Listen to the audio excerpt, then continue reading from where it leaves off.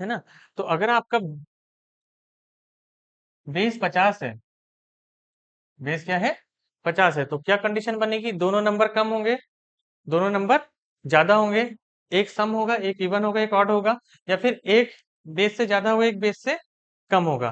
तो दोनों कम वाले में हमने देखे कि 48 इंटू 42, 46 इंटू 38, 47 इंटू 41, 39 इंटू 37। ठीक है, बहुत आराम से देखेंगे।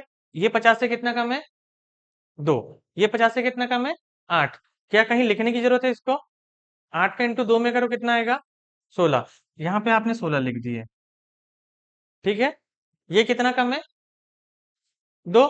नीचे वाले नंबर से 2 कम कर दो, 40, उसका आधा कर दो,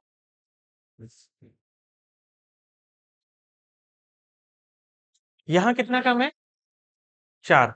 यहाँ कितना कम है, 12। 12 का टेबल आता है, 12 का इंटू 4 में करो 48, तो आपने यहाँ पे लिख दिया 48।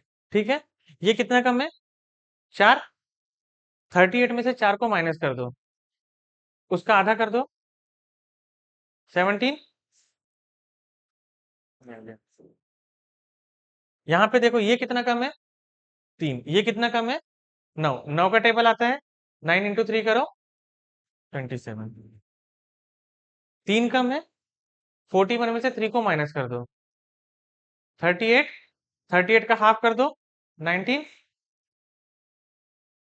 ये कितना कम है, 11। ये कितना कम है, 3। 11 का टेबल आता है, 11 इंटू 3 करो 33। 33, ये 3 कम है, 39 में से 3 को माइनस करो, उसका आधा करो, 36 का हाफ करो 18।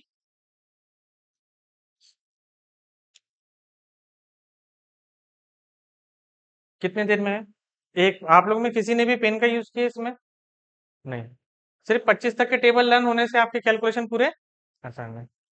25 तक के क्यों बोल रहा हूं मैं, कि अगर मान लो 74 और 52 आ गया आपके पास, अगर मान लो कि 74 इंटू 52 आ गया, तो ये नंबर तो 50 से 24 ज्यादा है ना, तो क्या आपको 24 का टेबल नहीं आना चाहिए, अगर ओरल करना है तो 24 का टेबल आना चाहिए ना। तो 24 का इंटू जब आप 2 में करोगे तो कितना आता है, 48, तो आपने यहाँ पे लिख दिया 48, है ना। इसमें 74 में दो दो को ऐड कर दो, 76, उसका आधा करोगे 38, आ गया आंसर। कहीं पे भी ऐसा लग रहा है कि आप मल्टीप्लाई कर रहे हो, जो पहले आप मेथड से करते थे कि पहले इसका करोगे एक लाइन बनेगी, फिर करोगे, फिर दूसरी लाइन बनेगी, फिर उसको ऐड करोगे, ऐसे ही करते थे ना। मेथड तो खत्म हो गई वो, अब कि रह गई अब। तो इसको अगर आपने सीख लिए तो आपके कैलकुलेशन फास्ट हो जाएंगे। अब ये तो दोनों कम थे, अब अगर मैं दोनों ज्यादा ले लूं, तो यहां पर अगर मैंने लिखा 56 इंटू 52, 64 इंटू 54, उसके बाद दोनों ज्यादा में अगर मैंने 59 इंटू 53 ले लिया, और यहाँ पे ले लिया 63 इंटू 55। ठीक है, अब यहाँ पे तो कम था, तो कम था तो हमने क्या किए थे, माइनस कर दिए थे, है ना। ज्यादा रहेगा तो प्लस कर दे। तो यहाँ पर आप देखोगे 56, 50 से कितना ज्यादा है, 6 ज्यादा है। कितना ज्यादा है, 6 ज्यादा है।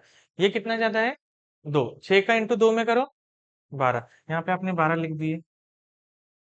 56 में आपने 2 को ऐड कर दिए, कितना आएगा, उसका आधा करोगे 29, ये आ गया 29। यहाँ पे 64 मतलब 14, यहाँ पे आएगा 4। 14 का इंटू आपने 4 में करे, है ना, तो 14 का टेबल आना चाहिए, तो 56 होता है, तो आपने यहाँ पे लिख दिया 56। अब इस 64 में इस 4 को ऐड करोगे तो 68 होगा, 68 का जब आपने हाफ करेगा तो कितना आएगा, 34। यहाँ पे आप देखोगे 9 ज्यादा है, एक्स्ट्रा है, यहाँ पे 3। 9 का इंटू 3 में करोगे कितना आएगा, 27। तो आपने यहाँ पे क्या लिखे, 27। इस 9 में 59 में 3 को ऐड करोगे 62 आएगा, उसका हाफ करोगे कितना आएगा, 31। यहाँ पे 63 है, यहाँ 55 है, मतलब ये 13 ज्यादा है और ये 5 ज्यादा है। 13 का टेबल आता है 1365, तो आपने यहाँ पे लिख दी 65।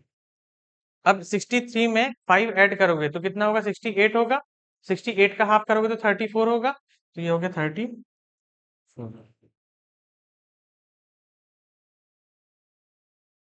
कहीं पे भी ऐसा लगा कि बहुत कठिन है? सिंपल सी एक प्रोसेस माइंड में रखें, कैलकुलेट करते चले, जो कैलकुलेशन कर रहे हैं वो सारी चीजें आपको याद है, क्योंकि आप 25 तक के टेबल याद करना है और एडिशन आपको स्ट्रांग होना चाहिए आपके। अब यहाँ पर जब अपन आएंगे, है ना, तो इसमें जब हम देखेंगे कि एक नंबर इवन एक नंबर ऑड लेते हैं, जैसे 48 और मैंने ले लिया यहाँ पे 45, 41 और एक नंबर ले लिया मैंने 46। ठीक है। अब जब मैं इसको ऐड करूंगी यहाँ, जब यहाँ पे नंबर देखूंगा तो ये मुझे कितना कम दिख रहा है? दो कम दिख रहा है। कितना कम दिख रहा है? दो कम दिख रहा है। यहाँ पे जब अब मैं देखूंगा तो ये कितना कम दिख रहा है? 5, है ना। तो अब मैंने इस एक इवन एक, अच्छा 5 से तो जीरो वाला नंबर ही आ रहा है ना। ठीक है, तो कितना जाएगा? 10। हाँ प्रेजेंट टेबल, 2 मिनट बस। हाँ, 5 का इंटू 2 में करोगे तो कितना आएगा? 10 आ जाएगा। ठीक है।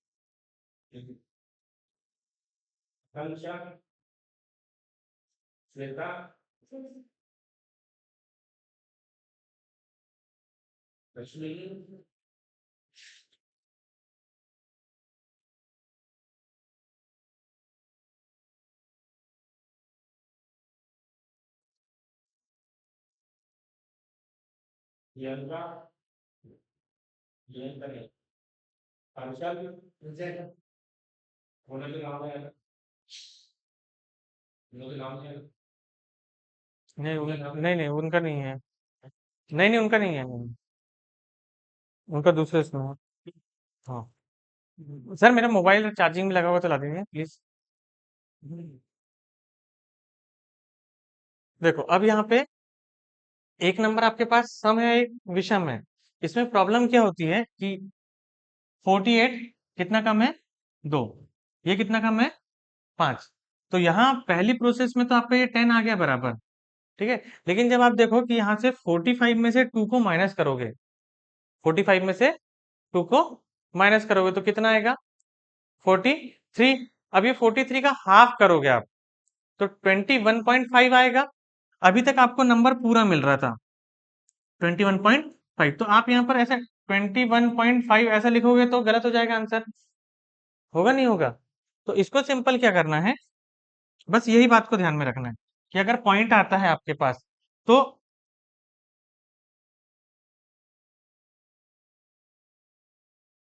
ये 10 तो जैसा का वैसा रहेगा, है ना। आपको क्या करना है, ये 21.5, तो ये जो एक्स्ट्रा का 5 है ये 1 में ऐड कर देना है। एक्स्ट्रा का जो पॉइंट के बाद का जो 5 है ना, उसको यहाँ 1 में ऐड कर दोगे, तो इसको 1 में ऐड करोगे तो कितना हो जाएगा?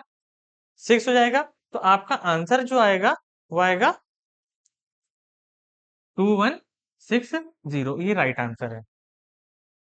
तो एक एक्स्ट्रा बात क्या ध्यान रखना है, जब आप हाफ करते हो तो एक इवन और एक ऑड का जब आप हाफ करोगे तो वो पॉइंट में आएगा और हमेशा 0.5 ही आएगा, कोई दूसरा वैल्यू नहीं आएगी। तो जो 0.5 एक्स्ट्रा है उसको, जो 10th डिजिट में जो नंबर है उसके साथ ऐड कर देना, तो आपका आंसर राइट हो जाएगा। उसके लिए भी मुश्किल से 1 सेकंड लगेगा आपको। लेकिन ये बात ध्यान रखना, क्यों कर रहे हैं ऐसा, क्योंकि हमारे पास जो आंसर आ रहा है वो पूरे नंबर में, पूरा नंबर नहीं आ रहा है, होल नंबर में नहीं आ रहा है ना, वो आ रहा है डेसिमल में। तो डेसिमल बीच में तो कभी डेसिमल लगाएंगे नहीं अपन, तो जो डेसिमल के बाद वाला नंबर है वो 10th डिजिट में ऐड कर देना है। यहाँ पे देखो ये कितना कम है, 9, ये कितना कम है, 4, 9 का इंटू 4 में करोगे तो कितना आएगा, 36। तो आपने यहाँ लिख दिया 36। अब यहाँ पे 41 में से जब आप 4 को माइनस करोगे तो आपको 37 मिलेगा।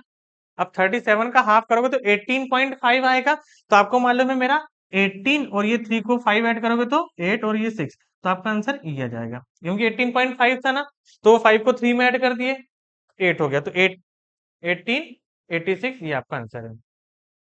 चेक कर सकते हो आप, सही आंसर है ये। ठीक है, आया समझ में।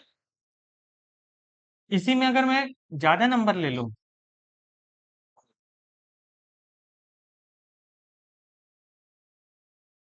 है ना, ज्यादा नंबर अगर जैसे 52 और 57, यहाँ ले लिया मैंने 61 और ये ले लिया 54।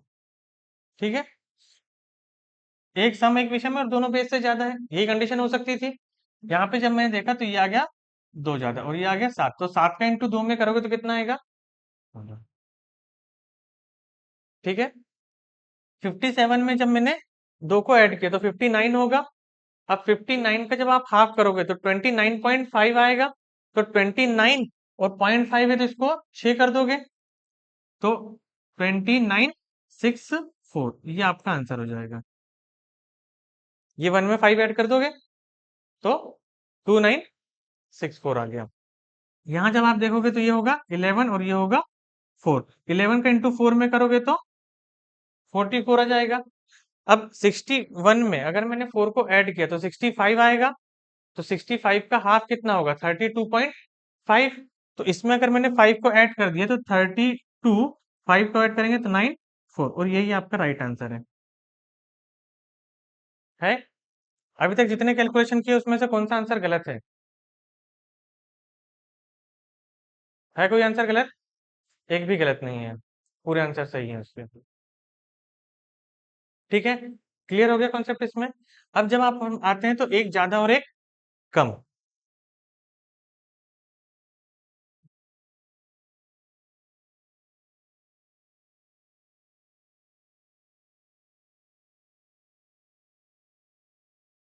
एक ज्यादा एक कम।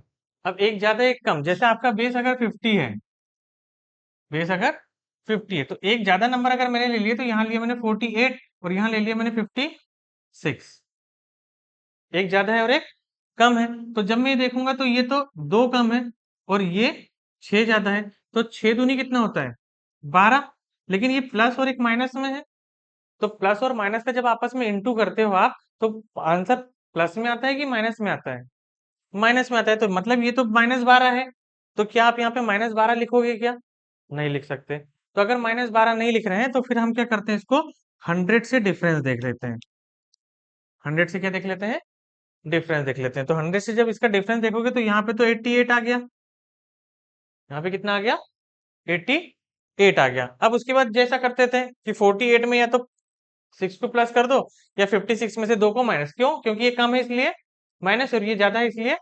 तो 48 में या तो 6 को प्लस करो, कितना होगा, 54, या फिर 56 में से 2 को माइनस करो, कितना होगा, दोनों में। तो आप ऊपर से भी कर सकते हो और नीचे वाली वैल्यू से भी कर सकते हो।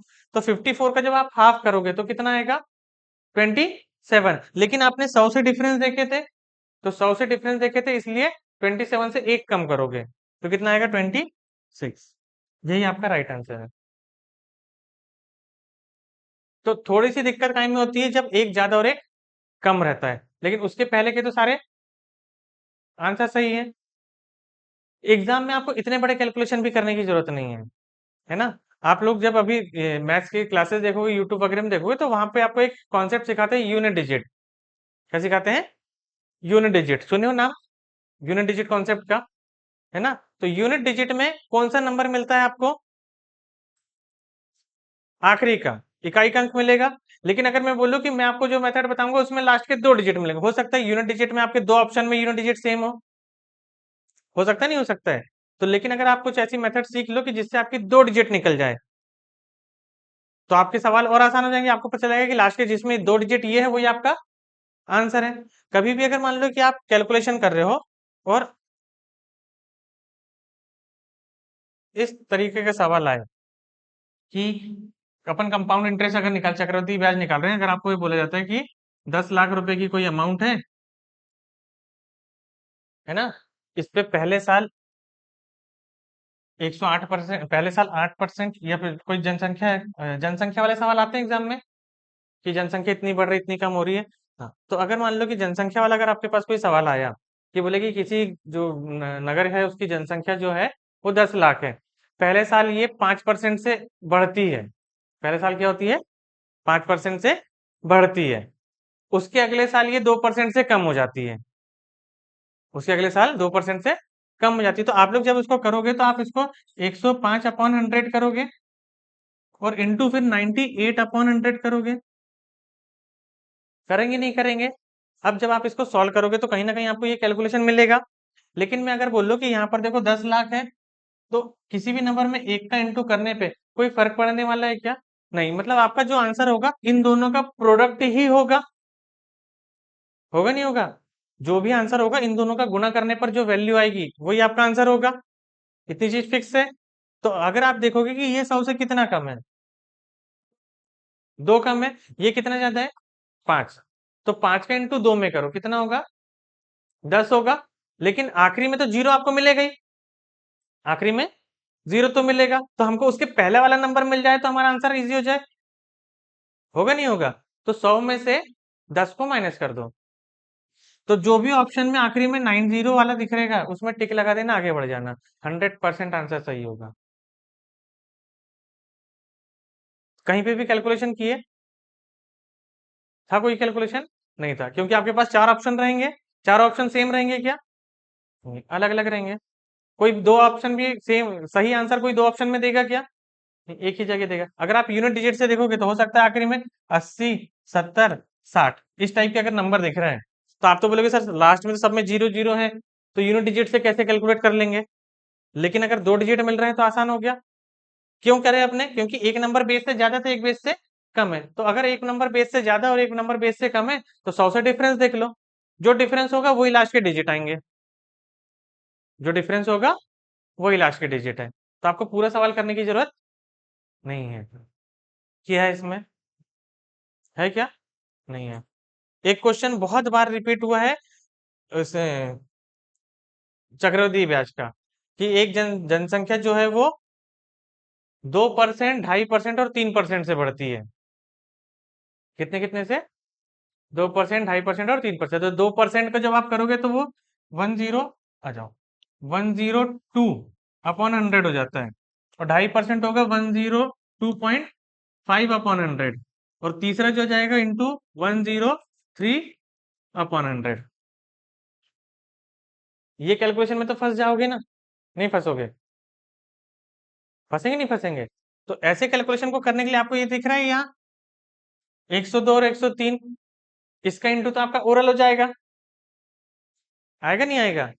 यहाँ कुछ लग रहा है क्या आपको? ये बोल रहे 3 दूनी 6, मतलब आप लिखोगे 0 6, 102 में 3 जोड़ोगे तो 105/06 इंटू आपको 102.5 करना है। तो मैं अगर बोलूँ कि मैं इस नंबर में अगर मेरे को 100 का इंटू प्लस 2.5 का इंटू करना है, तो 100 का इंटू करने के लिए तो 2 जीरो ही लगाना था, 105/0600। अब इंटू 2.5 करना है, इंटू 2.5 करना है, तो यहां से जब आप हटाओगे तो ये डेसिमल हट के नीचे चला जाएगा 1/4, इसमें 4 का भाग दे दोगे आपका आंसर आ गया। तो आपने कैलकुलेशन कुछ नहीं की, सिर्फ 4 का टेबल पढ़े, बाकी सिर्फ जीरो ही लगा रहे थे। कहीं पे भी बड़ा कैलकुलेशन आया क्या? नहीं है। लेकिन ये कैलकुलेशन करोगे तो बड़ा लगेगा आपको। एग्जाम में आपको कैलकुलेशन करने के लिए ऐसे ही अप्रोच लगाना पड़ेगा, जब आपके सवाल 10 सेकंड 15 सेकंड में सॉल्व हो जाएंगे। जो कैलकुलेशन आपको बड़े भी दिख रहे हैं वो आपके छोटे हो गए। यहाँ नंबर, ये नंबर लाने में कोई टाइम लगा, इसमें 2 जीरो लगाने में टाइम लग रहा है क्या? 4 का भाग देना है, 4 का भाग देने के लिए सिंपल सा क्या है, 2 बार आधा कर दो उसको, 2 बार हाफ कर दो, ठीक है? तो 50 के जो बेस वाले थे वो इतने ही थे। इसके अलावा आपको अगर कोई लगता है कॉम्बिनेशन, तो अब आप नंबर बताओ, मैं आपको उसको सॉल्व करके बताता हूँ। कोई भी नंबर बोलो, दो डिजिट। 75, 30 से लेके 75 के बीच के कोई भी दो नंबर बोलो जिसका मल्टीप्लाई करना है कॉम्बिनेशन में। अगर आपको लगता है कि ये कॉम्बिनेशन आया तो कैसे करेंगे, जैसे अगर मान लो कि 68 और 48 आ गया। 68 और 48 बड़ा नंबर दिख रहा है ना। यहाँ पे कितना आएगा? 18 और ये 2। तो ये 18 दूनी 36। लेकिन 36 लिखोगे क्या? नहीं, क्यों? क्योंकि एक ज्यादा एक कम है, तो 36 नहीं लिखोगे तो 64 लिखोगे यहाँ पे। 36 कम 64, जो भी ऑप्शन में 64 लास्ट में दिखेगा उसमें टिक लगा दो। अगर यही कैलकुलेशन से आंसर आ रहा है तो जहां पे भी लास्ट में 64 दिख रहा है उसमें टिक लगा दो। अगर एग्जैक्ट नंबर चाहिए तो क्या करना है आपको? 68 में से 2 को माइनस करोगे 66, उसका हाफ करोगे 33। एग्जैक्ट यही आंसर रहेगा आपका। आया समझ में? इसकी थोड़ी सी घर में प्रैक्टिस कर लेना, ठीक है। तो आज के लिए आप लोगों का जो बेसिक का जो कैलकुलेशन का था वो 100 बेस का 50 बेस का इतना ही है ना। कल मैं 100, 150 और 200 का एक साथ बता दूंगा। अब इसके बाद मैं एक परसेंटेज टॉपिक के एक या दो टाइप पढ़ा देता हूँ ना। अगर आपको करना है तो आप वो कंटिन्यू कर सकते हो।